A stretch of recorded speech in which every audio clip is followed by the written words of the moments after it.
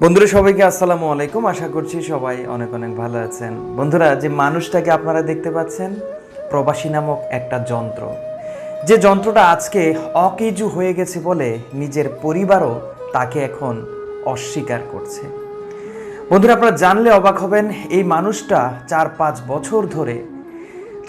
বছর ধরে ওমানের মাসকাট শহরে একটি কোম্পানিতে চাকরি করত। রঙের কোম্পানি, বাড়িতে বাড়িতে গিয়ে রং করত। কোনো এক সময় দুর্ভাগ্যজনকভাবে একটা দুর্ঘটনা ঘটে যায়। রং করতে করতে 5 তালা থেকে নিচে পড়ে যায়। সেই দুর্ঘটনা থেকে প্রাণে বেঁচে গেলেও তিনি এখন শুধুমাত্র মাঝে মাঝে চোখগুলো নাড়ে, শরীরের বাকি অঙ্গগুলো প্যারালাইজডের মতো হয়ে গেছে। তারপর এই মানুষটিকে গত 3 বছরেরও বেশি সময় ধরে সেই কোম্পানি চিকিৎসা দিয়ে গেল সেই মাসকাট শহরে। চিকিৎসা দিতে দিতে কোনো এক সময় সেই কোম্পানি পর্যন্ত তার পরিবারের সাথে যোগাযোগ করে। আপনারা জানলে অবাক হবেন, কোম্পানি 3 বছর ধরে চিকিৎসা করলেও তার পরিবার থেকে কোনো মানুষ কোনোদিনও এই মানুষটির খোঁজ খবর পর্যন্ত নেয়নি। পাসপোর্টে যে ঠিকানা লেখা আছে সেই ঠিকানায় কোম্পানি থেকে লোক পাঠিয়ে, সেই কোম্পানি থেকে ফোন করে বারবার যোগাযোগ করার চেষ্টা করলেও তারা এই সন্তানকে অস্বীকার করেছে। বলেছে এই নামে কোনো মানুষ তাদের ঘরে, তাদের পরিবারে জন্মই গ্রহণ করেনি। তারা অস্বীকার করছে। বারবার প্রমাণিত হবার পরেও পরিবারের ভাই বোন, মা বাবা সবাই এই মানুষটিকে অস্বীকার করছে। কারণ স্বীকার করলেই তো এখন এই মানুষটির দায়িত্ব নিতে হবে। খুব কষ্ট লাগলো ভাই এই কথাটা, এই সংবাদটা শোনার পর কলিজাটা ছিদ্র হয়ে যাবার মতো অবস্থা। কারণ আমিও একজন প্রবাসী। আজকে এই সংবাদটুকু আমি 1,20,00,000 প্রবাসীর কাছে তুলে দিতে চাই। আপনার এই মানুষটিকে ভালো করে আপনার জন্য দেখুন, কারোর জন্য নয়, আপনার জন্য। আপনারও এমন জীবন চলে আসতে পারে, তখন আপনার কি হবে? আপনার পরিবার যদি অস্বীকার করে, আপনি কোথায় যাবেন? যাওয়ার ঠিকানাটাও রেডি আপনাকেই রাখতে হবে। বন্ধুরা, অবাক হবেন, পরবর্তীতে সেই হাসপাতাল, সেই কোম্পানি তাকে তার গন্তব্যে পাঠানোর ব্যবস্থা করে। বাংলাদেশ এম্বাসি এবং বাংলাদেশ বিমানের সহযোগিতায়, আমরা যে বিমানকে বেঈমান বলে আখ্যায়িত করি, তাকে এই সিকিউরিটি দিয়ে তাকে বাংলাদেশে নিয়ে এসে সরাসরি বাংলাদেশ এম্বাসির মাধ্যমে তাকে ঢাকা মেডিকেল কলেজে স্থানান্তর করা হয়। কারণ তারা কতদিন তার চিকিৎসা করবে? তার গন্তব্যে তো তাকে আসতে হবে। দুঃখজনক ব্যাপার হলো, সেই ঢাকা মেডিকেল কলেজে আসছে আজকে কতদিন হয়ে গেল, পরিবারের একটা সদস্য তাকে একটি বারের জন্য দেখতে পর্যন্ত আসলো না। কি বলবেন বলেন? কি বলবো, কাকে বলবো, কিভাবে বলবো, কিভাবে বোঝাবো? ভাষা নেই। কারণ এরই নাম প্রবাসী। এই যন্ত্রটা যখন ঠিক ছিল, তখন রিয়াল ডলারের কোনো অভাব নেই। পরিবারের এক একটা সদস্যের গায়ে সেন্টের গ্রান, ওরে আল্লাহ, বিদেশি সেন্ট, ডলার, রিয়েল, অভাব নেই। আমার ভাই অমুক দেশে থাকে, আমি তো পালসার গাড়ি চালাই। আমার জামাই অমুক দেশে থাকে, আমি তো আইফোন চালাই। আমার সন্তান অমুক দেশে থাকে, আমি তো মোষ মাস্তিতে থাকি। আমি প্রতিদিন ঘরে মুরগি গরু জবাই করি।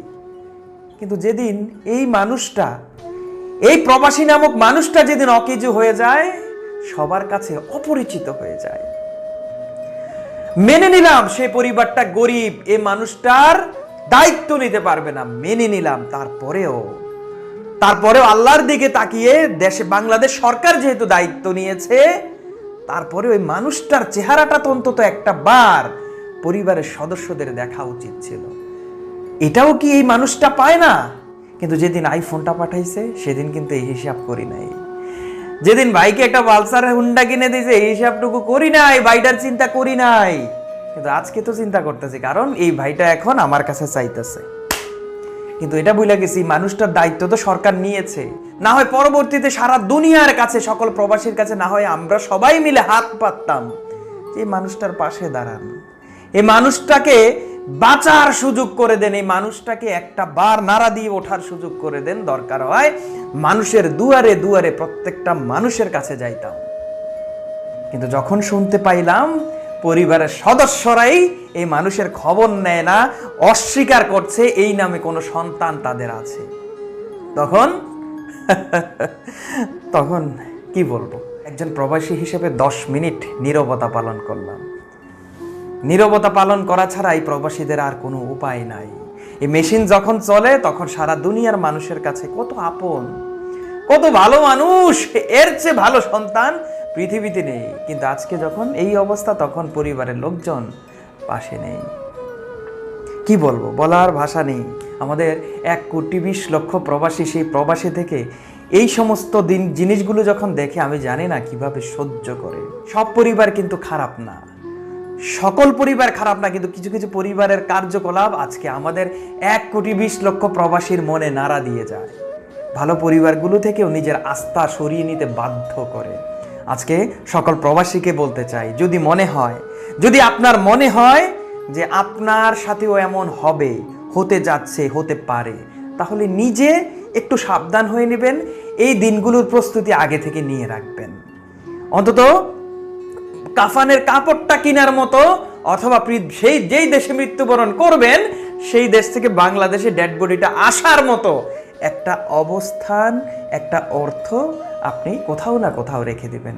না হয় এই যে অবস্থা, যদি কোম্পানি তাকে ফেরত না পাঠাতো, বাংলাদেশ এম্বাসি, বিমান, বাংলাদেশ এয়ারলাইন যদি সহযোগিতা না করত, 3 বছর হয়ে গেল, এই মানুষটা শুধু চোখগুলো নাড়ে। বাকি সময়টা মানে মরার আগ পর্যন্ত, যতক্ষণ জীবনটা আছে ততক্ষণ পর্যন্ত সেখানেই হয়তোবা পড়ে থাকতে হতো। কি বলবো, আসলে এই সমস্ত বিষয়গুলো অহরহ প্রত্যেকটা প্রবাসীর সাথে ঘটছে। সোশ্যাল মিডিয়াতে কাজ করার সুবাদে বন্ধুরা, এমন এমন মানুষের কাছ থেকে এমন এমন গল্প শুনতে পাই, মানে কি বলবো, প্রকাশ করার মতো অনেক সময় ভাষা খুঁজে পাই না। বছরের পর বছর, 10 বছর, 12 বছর প্রবাসীরা কাজ করে, না হয় ভাইকে দিল, না হয় বউকে দিল, না হয় পরিবারের অন্য সদস্যকে দিল। আসার পর দেখে কিছু নাই, আসার পর দেখে সেই প্রবাসীটার কিছু নাই। তখন সেই প্রবাসীটার কি হয়, কই যায়, কি করে? আবারও কি সে এই প্রবাস জীবন এত বছর কাটিয়ে আসার পর আবারও প্রবাসী গিয়ে তার বাকি জীবনটা কাটিয়ে দেওয়া উচিত? উচিত না। আপনাদের কাছে হাত জোর করে অনুরোধ জানাই, পরিবারের সকল মানুষ তো আর এমন না যারা এই ধরনের মেন্টালিটি নিয়ে বসবাস করেন। দয়া করে একটা বার এই মানুষটার জায়গায় নিজেকে দাঁড়া করান। সকাল 4টায় যখন আমরা মধুর নিদ্রা যাই, সেই 4টার সময় মানুষটা কাজে যাওয়ার জন্য দাঁড়িয়ে থাকে টিফিন ক্যারিয়ার নিয়ে। গাড়ি আসবে, নিয়ে যাবে, পৌঁছাতে পৌঁছাতে 7টা 8টা বাজা যায়। তখন কাজের সময় হয়ে যায়। কাজ শুরু করে সারাদিন করে, আবার রাত 8টা 9টা, কেউ 10টা 11টা পর্যন্ত ওভারটাইম করে কাজ করে নিজের ঘরে ফিরে আসে। ঘরে ফিরে এসে ওই যে সকালবেলা টিফিন ক্যারিয়ারটা আছে না, এটা ভর্তি করে নেওয়ার জন্য আবারও লেগে পড়ে কাজে, রান্নার কাজে।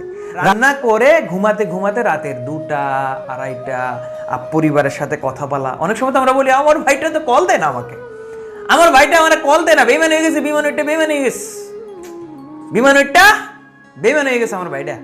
কিন্তু ভাইটার যে সময় নাই, এটা আমরা একটাবারও চিন্তা করি না।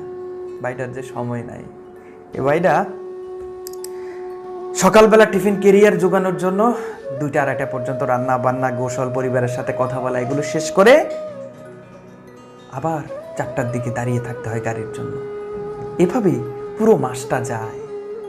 ওই যে কোনো দেশে রবিবার, কোনো দেশে শুক্রবার বন্ধ না, ওই দিনটা সারা দিন একটু ঘুমায়, কারণ পুরো সপ্তাহে 1-2 ঘন্টার বেশি ঘুমাইতে পারে না। ঘুমাইতে ঘুমাইতে ঘুমাইতে ঘুমাইতে সারাটা দিন কাটায়। কিন্তু আমরা অনেক সময় মনে করি, ওয়াও, ছুটির দিনে আমার ভাই মোবাইলটা, আমার জামাই মোবাইলটা বন্ধ করে ডিস্কুতে হান্ডাইয়া গেছে। কি কই, আমার ভাইটা, আমার জামাইটা, আমার হোলাটা ডিস্কুতে হান্ডাইয়া গেছে, নিশ্চয়ই কি যে আকাম করতেছে। কিন্তু ওই যে সারা সপ্তাহ পারে নাই, একদিন একটু ঘুমায়। এই মানুষগুলা, আমরা এই মানুষগুলোর সাথে বেইমানি করি, আমরা এই মানুষগুলোকে বেইমান বলি। আমি এখনো পর্যন্ত এই মানুষটার ঠিকানা পাই নাই। যদি করোনার প্যান্ডামিক না হতো, আমি নিজেই ঢাকা মেডিকেল কলেজে যেতাম এই মানুষটার কাছে। কিন্তু বর্তমান পরিস্থিতি আমাকে, আপনাকে, সবাইকেই বেঁধে রেখেছে। যদি সম্ভব, আমি চেষ্টা করছি এই মানুষটার ঠিকানাটা জোগাড় করতে। যদি কোনোদিন সময় হয়, সে মানুষগুলোকে এক নজর দেখতে যাব, যে মানুষগুলো এই মানুষটাকে অস্বীকার করেছে। সেদিন আপনাদের সামনে এই মানুষটার পরিবারকেও আমি দেখিয়ে দেব, তুলে ধরব। ভালো থাকবেন সবাই, নিরাপদে থাকবেন। আসসালামু আলাইকুম।